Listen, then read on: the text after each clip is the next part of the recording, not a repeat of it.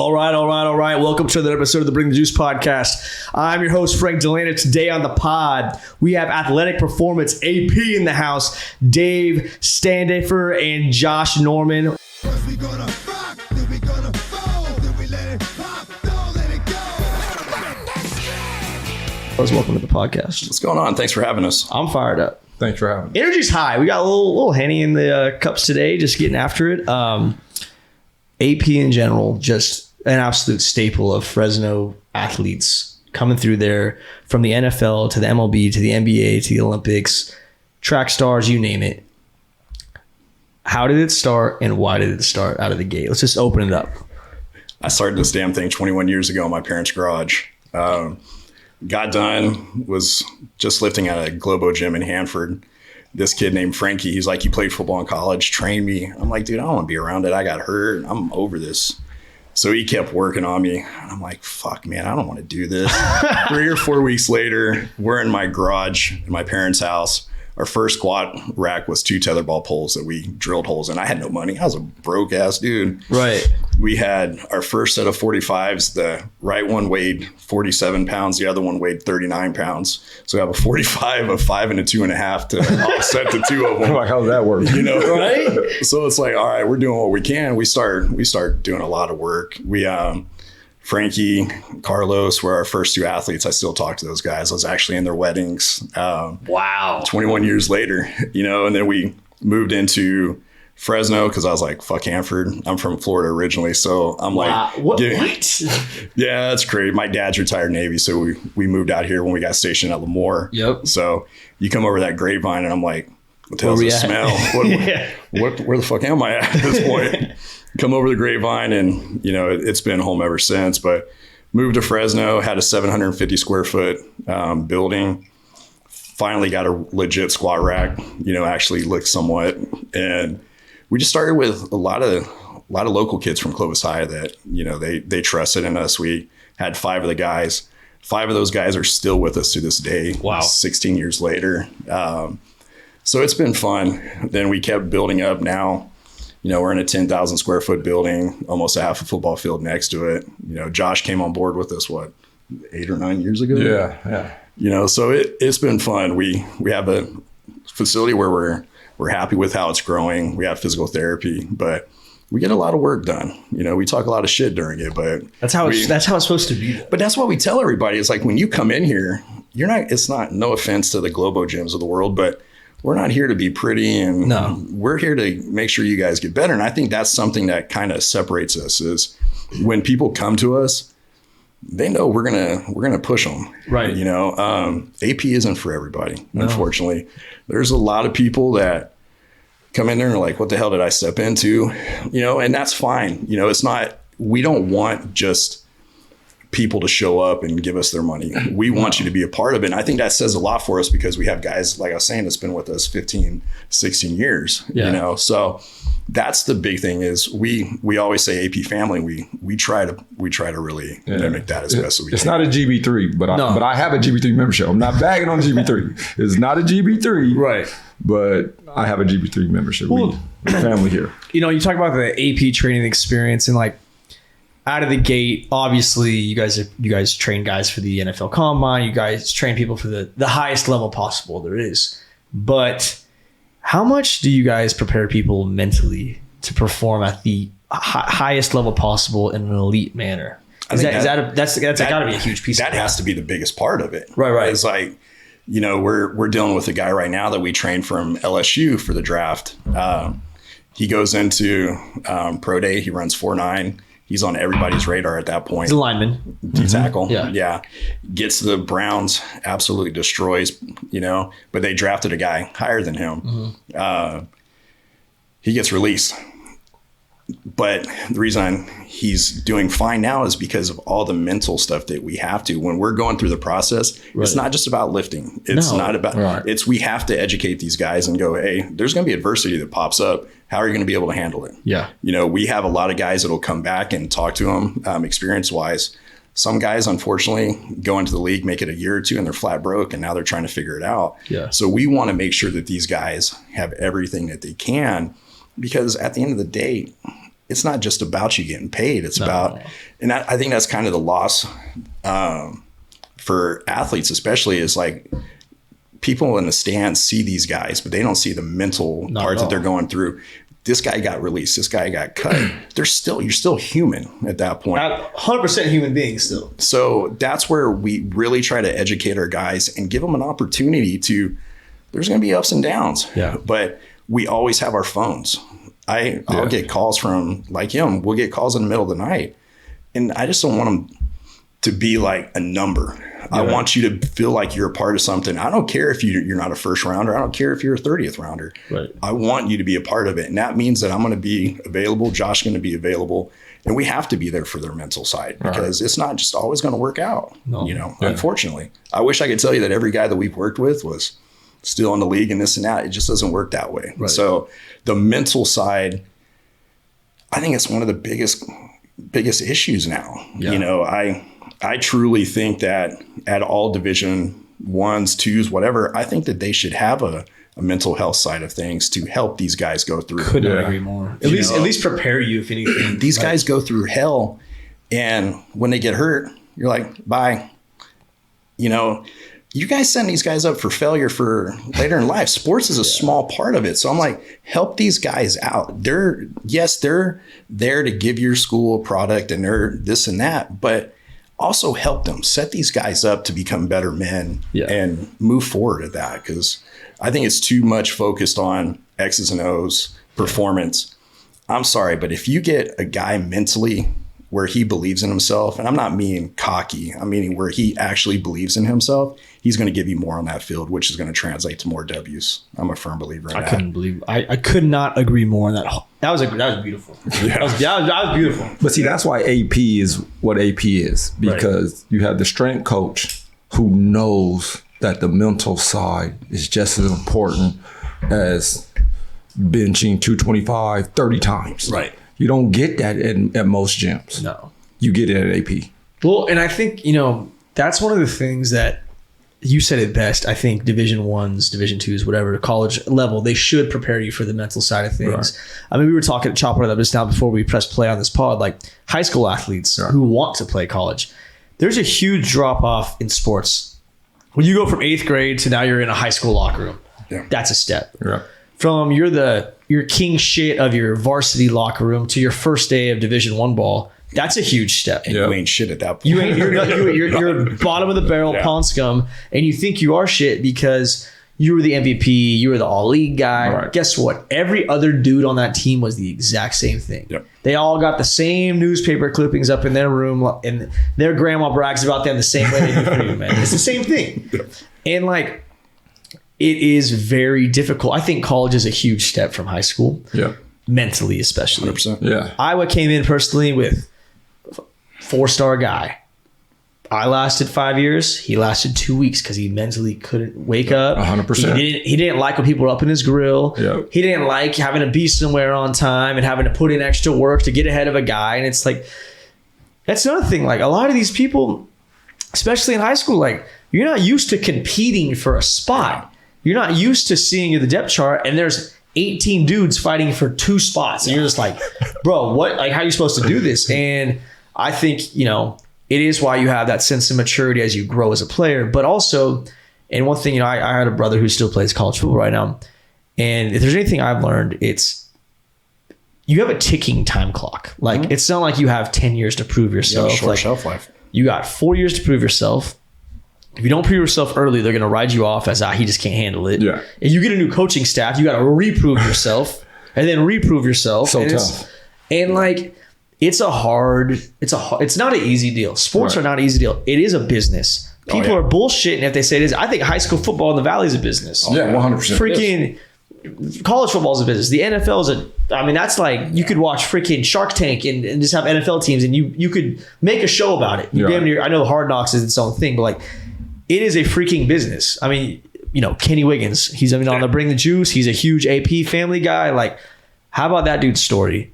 On, off, amazing. On, off, on, off. I was tired of seeing him. That's what I'm saying. Him and I were together 16 weeks, And him and I would joke, we're like, oh, you're here again. But it was one of those things where we had to keep grinding. And that's a mentally tough dude. He never gave up. He got to week 17, he got his shot, and he rolled with it. You know, I think that's something that a lot of people are lacking. Is too many people want to quit, or, oh, I'm not going to start, so I'm going to transfer to this place. I can't stand the transfer portal right now. Mentally get tougher. We have one kid that has literally, and I'm not joking to you, has transferred 5 freaking times. Yeah, it's too bad. I'm like, at what point do you realize that, hey, it's probably fucking me that I'm not doing good, you know? And the second one is learn to compete. Compete. Figure it out. This guy might go down at some point, get your shot, and then run with it. But no, I'm not the guy, so I'm going to fucking transfer. To me, that's softness in my book. It's soft as dog shit. Yeah. And like, I agree. The transfer portal has ruined I think for some situations there is a sliver of people where it's like, damn, there was 2 really good quarterbacks at this college.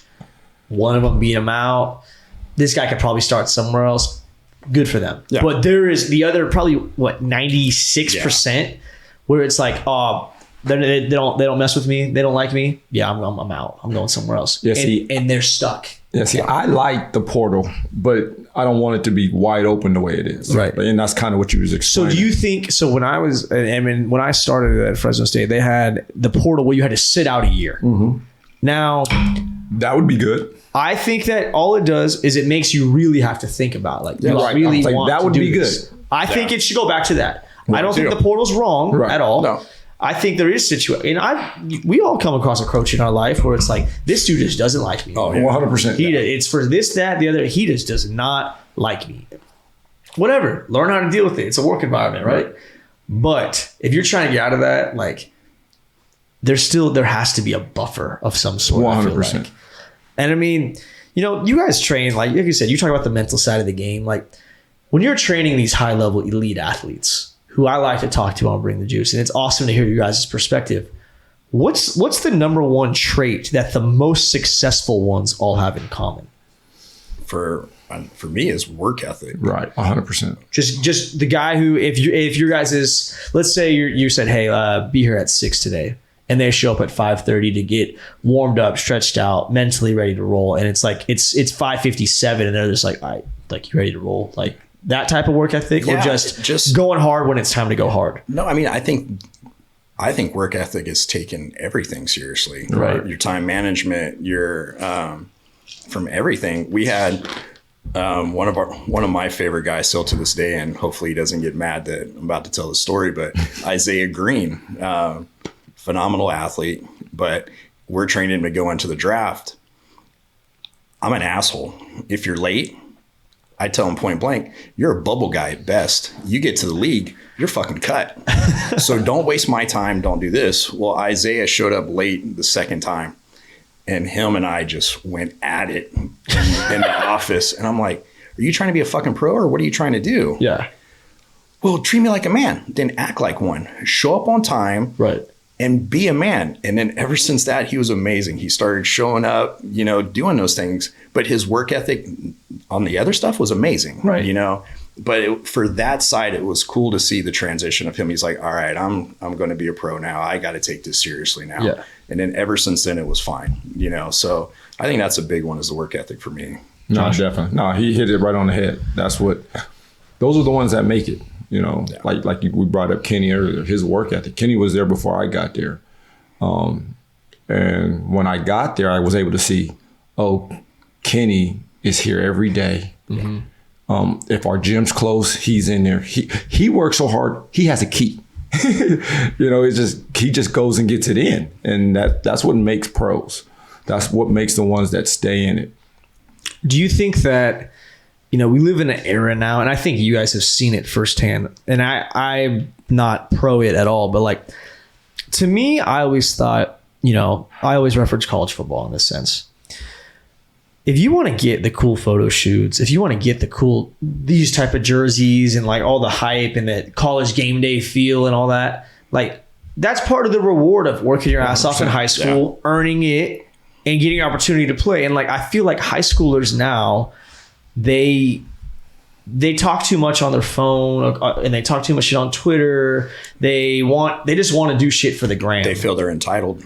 Yeah. And like, it's just like, you haven't done anything yet. You haven't done this, that, or the other. And like, to me, there used to be like, hey, I can't wear gloves with the logo on them because I don't play there yet. 100%. And now it's like, it's a handout type of deal. Like, oh, I'm raw because of this. And I think the younger generations are going to be softer. I think it's showing very evidently. I think that, and I'm not saying it's bad parenting. I'm not going to throw it on them, but there is a sense of accountability there because this generation, like the seniors in high school now, I have a brother who's a senior in high school. He's a dog. I've seen him get in many fist fights. The dude will lay hat. The dude he's not scared of a grown man. Right. Like the dude is hard. He also has a very hard older brothers that will wrestle him, and he's got that edge to him.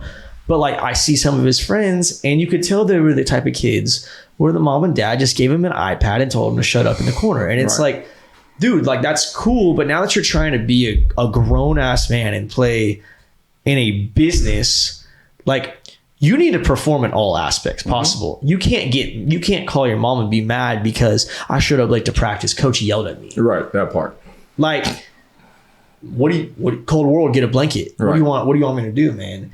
And I hope that there's, like I said, there's that edge, there's that plateau, there's that cliff that people could fall off of. I hope it doesn't go away. I hope coaches don't get soft and like, oh, well, that's just how kids are these days. Coaches, we have to have a different role in it. We have to push these kids to make them see that they have a lot more than they actually think they do. You know, I think as coaches, we have an important role in not just making them a better athlete, but saying, hey, you can do a lot more than you're mentally capable of. And too many parents just want to give them a handout and here you go. It's like, earn their shit. Let's do some work. But, right. I think some coaches are going to have to be soft. Yeah. And I don't agree Generations or cultures? Coaches. Oh, coaches. Got it. At certain programs. Yeah. Because nowadays, high school or college, you know, if you don't cater, they leave. Yeah, that's true. So now you have to, little Johnny, are you okay? Yeah. Oh, you're not playing enough. We'll make sure you get in there more. So it's going to trickle. You know, the high school kids going to be soft. It's going to make the college kids soft, which makes the college coaches soft. Yeah. Because I see it. I see it firsthand. Yeah. But at what point do you do your school and everything else a disservice by catering just to keep the guy enrolled? 100%. You know, it's like you do everything you can to keep them, but they suck. Right. And your job's on the line to get a win. But it's for sure a gray area. You know, so I mean, I get what you're saying. It's just, I don't know. It's, you got to push them. You just kind of, I think I come full circle because I think that there is a lot of cultures of programs out there like that. But then I think of a guy like Nick Saban or Bill Belichick. It's their way or the highway. Yeah, they're good though. That's what I'm saying. Yeah. But are they good? And I bring this up again. All right, Georgia's raw right now. 100%.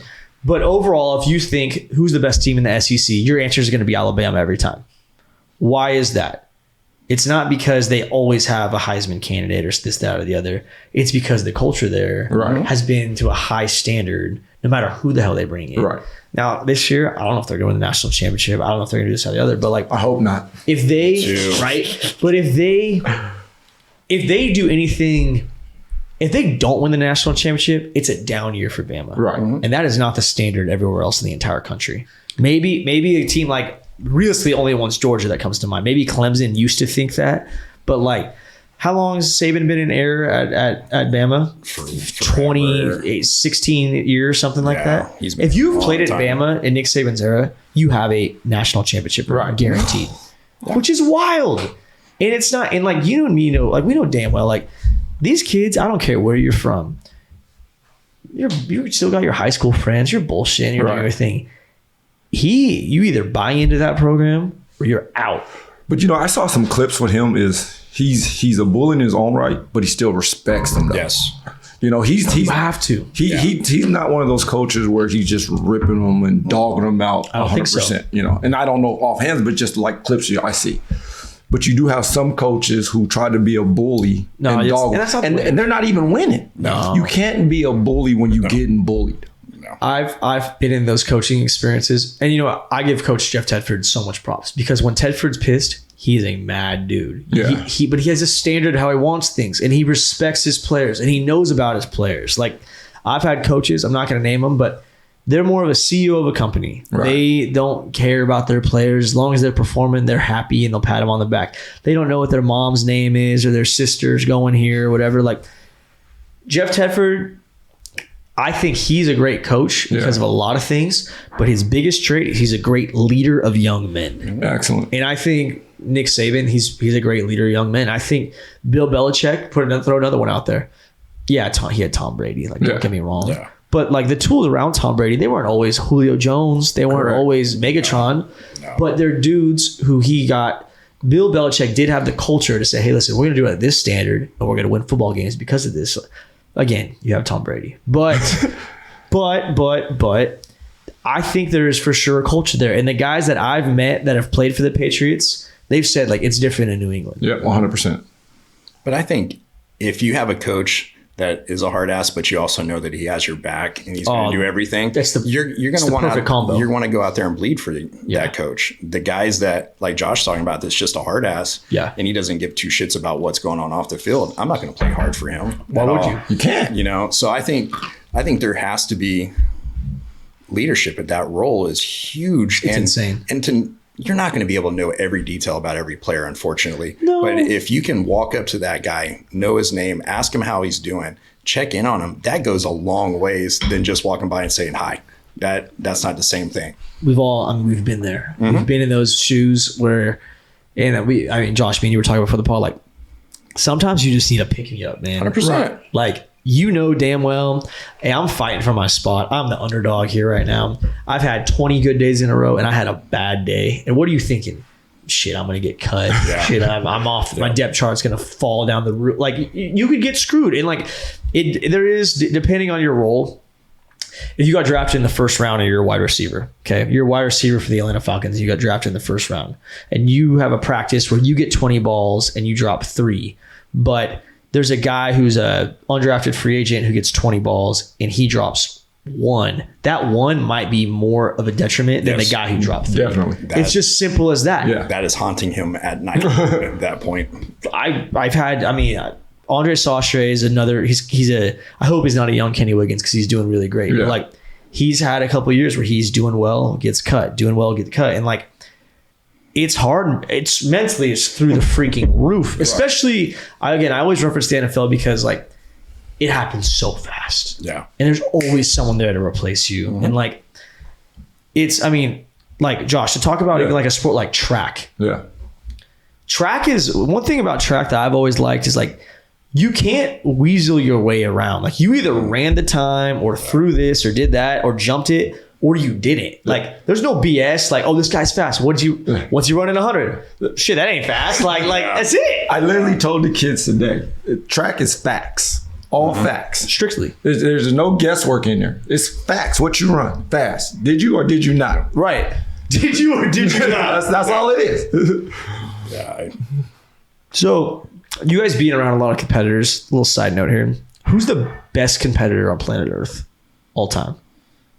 Like that we've been around? Nah, just ever. Ever. I've asked a few guests this. I get some good answers. Dave, I'm going to say, the ultimate is Jordan, of course. Michael Jordan. Yeah. The ultimate. Why? The fight in that man. No matter what, he knew that he was going to be able to pull something out, and he just never gave up. And he brought out the best in everybody. Yeah. That guy brings the juice. 100%. Yeah, he's going to jump your ass and call you a lot of stuff that you don't want to hear. But at the end of the day, you're going to get a championship, and you're going to get better. You can't argue with that. The Last Dance, if you haven't watched it yet, that's what does it. Watch it. Yeah. That's what does it. It's like, how can you? Yeah. How could you not be all over that? A little bit of this era would probably try to say Kobe, but Kobe got it from Jordan. Yeah. And if you really know Kobe or watched Kobe in his prime, they had a relationship where Kobe referenced him regularly. And right. I'm not the one who's going to gas LeBron. I'm not a basketball guy. Right. I don't know enough to say it. But from a competitor standpoint, I would, especially like The Last Dance definitely like changed my perspective. 100%. Like, That's what- like for me, it was like, oh, Michael Jordan's the GOAT. And like my dad will be like, like, of course, it's his generation versus my generation's Kobe. I'll be like, Dad, I mean, it's got to be Kobe, right? He's like, Frank, you know, it's Michael Jordan, man. Like, all right, but he didn't play against anybody. Right. Nah, man, this guy was different. And the thing that got me was like the poker games on the plane. The first time I seen it. And I forget the dude who was telling the story where they had the poker games on the away games. And there was the back of the plane, they were playing like $1,000 hands. And the front of the plane was playing $1 hands. Yes. And they come up, they're like, Mike, why you want to play with us? He's like, I want to be the best. Like, I don't care if I want to take all of your 21s. I want them in my pocket. Right. And that to me, I was just like, holy crap, man. Like, that is different. That's different. Yeah. You can't teach that. And I read the book by Tim Grover, Relentless. If you haven't read it, highly recommend. I'm an audiobook guy because I'm on long drives. So it does the job though. And like, dude, like you just hear, this is his trainer, one of his trainers, one of his mentors talking. And it's just like, he is on a different wave of just competing. So yes, Michael Jordan is a great answer. Josh, what were you going to say? It's Michael though. It has to be Mike. It has to be Mike. It's what you just said. It's the dog that he has in everything. Golf. Baseball. If he was out there playing tennis with a kid, he's trying to win at his camps. You know, when they had it on The Last Dance. Right. Somebody called him out. Oh, he's not going to let you score. No. So, he's all in. So, I mean, Usain Bolt, you could throw him in one of the most dominant competitors on the list ever. Would you say, you think anyone will ever touch Usain Bolt's records? So here's the thing. It's hard to I know say you're a speed guy. That's why I asked. Yeah. No, it's hard to say no because before Bolt, you know, you can run down the list. There was a guy named Safa Powell. Then it was like Maurice Green. You know, and when Maurice Green had his record, everybody was like, "Oh, that's never going to get touched." Right.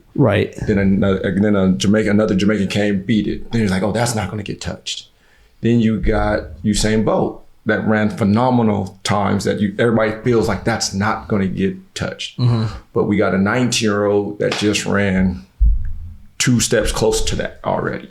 So he might. I mean, so it's not impossible. It's not impossible. It's not. It can happen. It may take 5 or 10 years, but when people are getting taller, people are getting stronger, people are getting faster, like we don't know what the hell's going to go down. The training side of things has changed a lot over the years. Right. The supplement game, the recovery, just genetics and everything is. People are taller. The average height of an American male is up like 1.4 inches from 1980 or whatever it is. So it's nuts because if you look at the old school trainings from, you know, Carl Lewis and those guys to how much it's changed scientifically now, you know, from, you know, not the training, but the nutrition side of everything.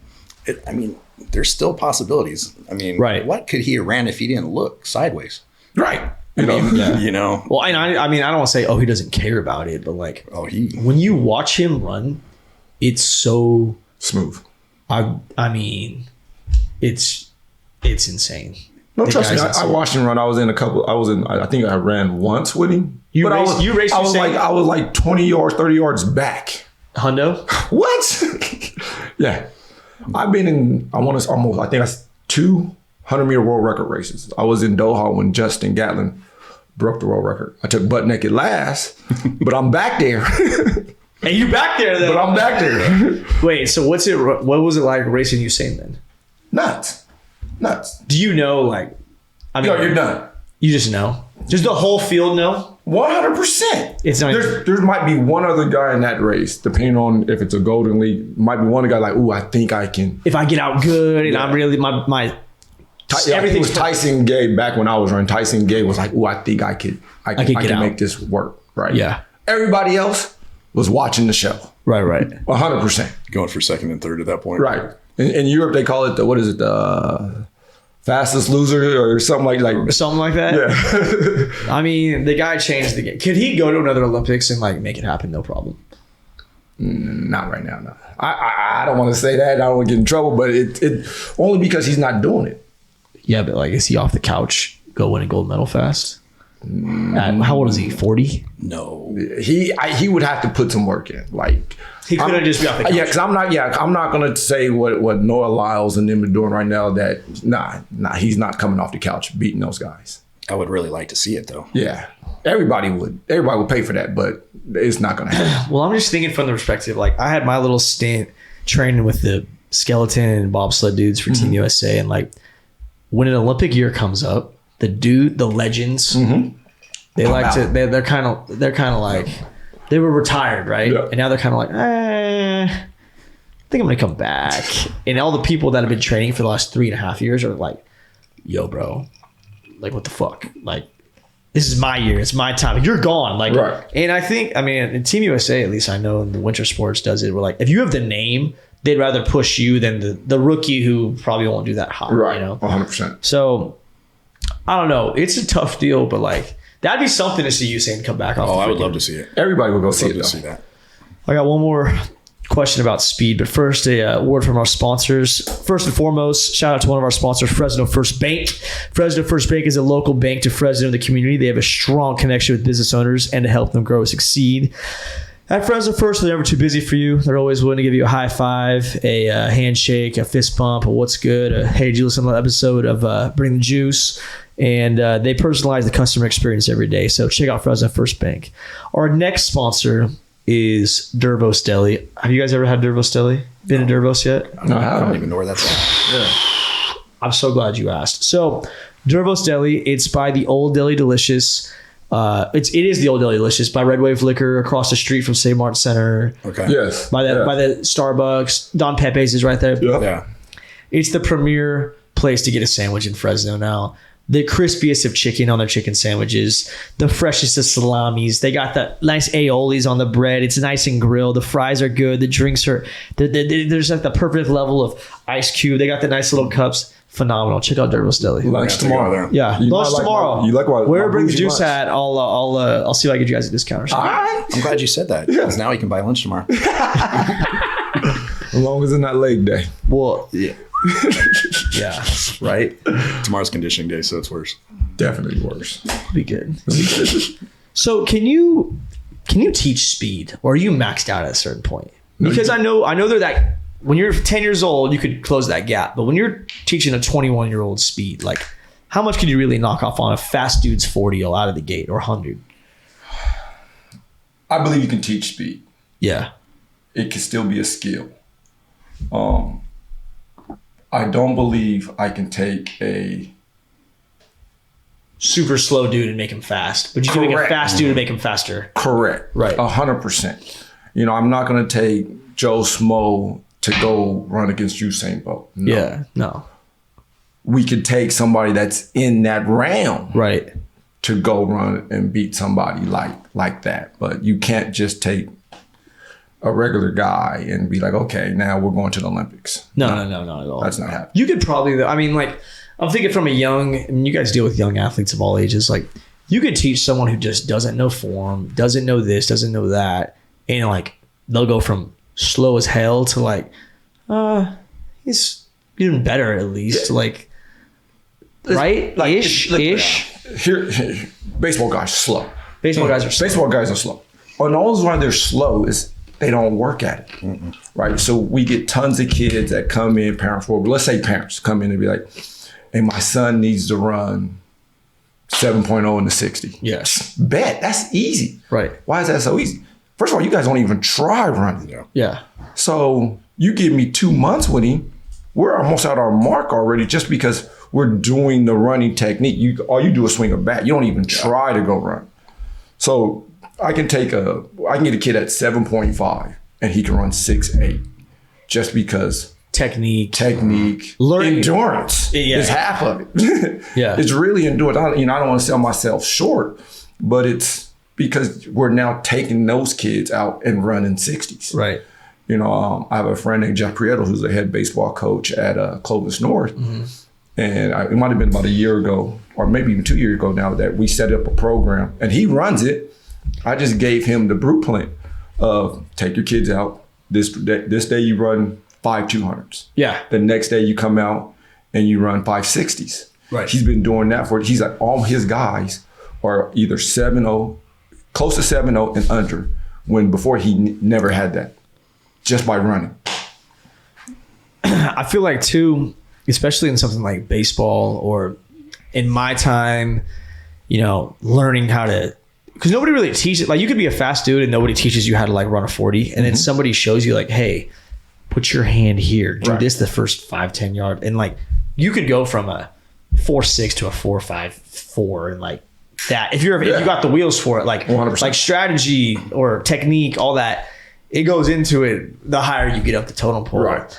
And younger athletes, I think they're one thing as a wide receiver I always said is I always used to get made fun of because I'd start low, and Julian Edelman would start low, and I was like, okay, like why don't I start in the stance instead of standing up? They set a hike, and then I dip down to get low, and then get out. That is a 3/10 of a second. Right. In at college football level, that's freak. In a high school football level, you're waxing a sunny side DB. That's like Exactly. like you're touchdown after Right. that.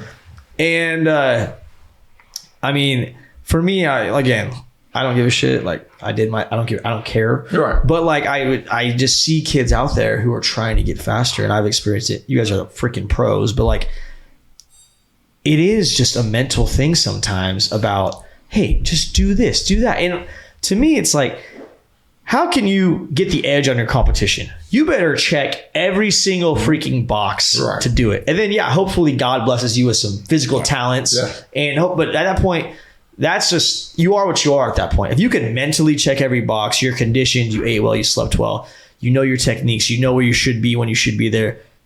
You're doing the professional of getting there on time. You're not like Isaiah Green getting shit late. Like if you can do all that, then you're putting yourself in the best position to be successful. And I feel like I love hearing you guys talk about it because like AP, that's what AP is about at this point. 100%. And like if you're a young athlete in the Valley listening to this, like go to AP. They'll help you get to where you need to be 100%. I think that's what kind of separates us too is, Josh is an amazing strength coach, but the other aspect of it is the strength and the mobility side of things. Yeah. Coaches think, they squat, they power clean, they do this, they're going to be automatically faster. It's not how it works. There has to be a side of things where you have a lot of running technique, but if you're not getting stronger in the back of your legs, a lot of these guys only want to focus on the muscles they see in the mirror. Stupidest shit ever. Right. It's the stuff behind you that you're going to get. Yeah. And I think that's where we get the best results for our guys for the pro days and stuff is on average, we increase their vert and broad 6 to 8 inches by figuring out where their weaknesses are at. We spend a whole day testing them to see, all right, well, your fucking hips are really tight. Your hamstrings are off on the left side compared to your right side. It has to be not just running, because running's a huge thing. But if you're not addressing what's going to be able to put your foot in the ground to go forward from a power aspect, you're going to look pretty running, but you're not going to cover ground. Right. And I think that's where Josh and I work really well together is we have the speed component. Obviously, I'm not a fucking sprinter. I'm a power guy. And, so once we're able to put those two things together, that's how we're able to get that guy from LSU to run 4.9. Duran ran 4.37 this year. It's not just one aspect. It has to be a whole network of things in order to give it. And I think too many guys are just wanting to focus on one thing and not realize there's about 3 or 4 other things that you can work with. It's the whole 9.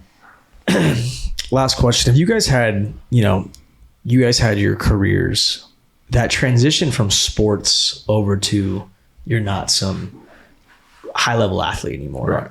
What would you give young athletes advice of their first day done? Hey, you're not an NFL wide receiver anymore. Hey, you're not professional runner or football player or whatever it might be. What's the biggest thing they could take away from their sports career and apply it to real life? Well, I think it's what we already covered. It's your work ethic. Yeah. And adversity. Yeah. How you can overcome obstacles. Because when you get to the real world, you're going to have a lot of stuff that's thrown at you. And I think sports sets you up to a place where you're like, all right, I fucked up on this play, but I got to get through it to get on. And I think that ties into real life big time. 100%. Well, and I mean, I say that because I know we're all on the same page. It's just, I like hearing it because it is, you realize, I mean, I'm like, okay, I got to run this route at this depth. And if I don't, I'm going to get bitched at. My spot's going to be taken. I'm going to not do this. The world's going to end. Right. And so I put, not necessarily, I wouldn't call it pressure, but I held myself to a certain standard. Yes. I think there is a standard of a life when you get to a certain level of athletics and you realize like, okay, that was adversity that I had to deal with. You have to have that next play mentality in life, 100%. And when you're in the workforce for the first time and you're working a freaking desk job or you're in just a community where like all these other dudes, they didn't do what you went through athletically. And it's like, oh, the power went out. Everyone's freaking out. You're like, bro, let's just get some lamps or something. Let's figure it out. Like, why is everyone freaking out? Right. And I mean, in my job in a managerial role now, like I have learned I'm very good at when like a problem happens, instead of freaking out and panicking and thinking, oh shit, what am I going to do? It's like, what are our options? What can we do? Let's do the best option first. And then let's figure it out from there. But what we're not going to do is sit here and be like, I don't know. Like, again, I'm saying for personal experiences, but the principles you learn in sports, and it doesn't mean you got to play in the NFL or run for Team USA or be a collegiate athlete. You could be listening to this as a freaking JV baseball kid who just loves playing ball. Understand that coach is going to be on you. He's going to be riding you hard because there is a standard of excellence that eventually equates to winning championships. That's every coach wants to win a championship. Every team wants to win a championship. So we call it hold the rope. Hold the rope, keep that standard high and apply it to yourself as an athlete. And eventually you'll see yourself in life doing whatever and you're kicking ass ahead of the competition. 100%. I really don't want athletes to just think of themselves as an athlete. No, I want them to be able to multitask and, have other options that they're able to, put everything they have into it. Right. And I think the adversity that you get through sports is huge. Awesome.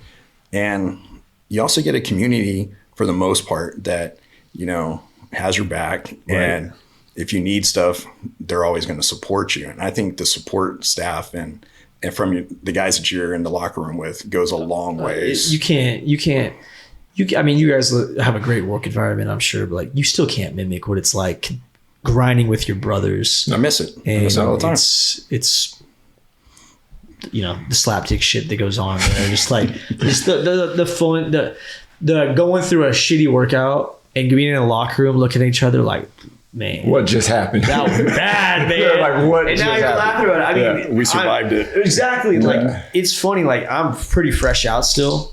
When I see my old teammates, we don't talk about, oh, great touchdown, great win. We talk about the crappy ass 110 day in Fresno where we had to do that messed up workout in the stadium, and it's like, bro, how is that legal? Like, how is there not a lawsuit out? There was some lawsuits. Like, how? Like, what? Don't touch on those. Like, I'm not going to talk about that. Yeah, we bury those. But like, dude, like that's what you talk about. Like that's the shit that makes you brotherhood, right? But that's, you guys also had that dog and work ethic because you're probably gonna do that same shit again next week. Mm-hmm.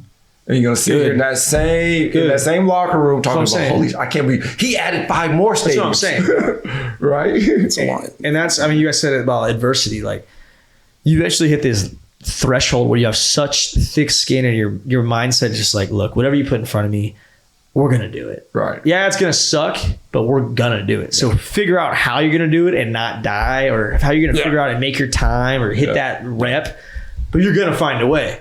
And I think in life, more people need to learn how to freaking find a way. 100%. That's why I love sports so much. I got to say something because when you brought it reminded me of, I had a parent hit me up and she was like, Josh, how do you get these kids to show up on a holiday, go to Woodward Park, run 10 to 15 hills. It's 102 degrees. They're throwing up. They allow you to videotape it and they're laughing. Mm-hmm. I said, it's the work environment we create. Yeah. Like they know it's family. Everybody's doing it together. Yeah. They're all taking care of each other. They love it. Yeah.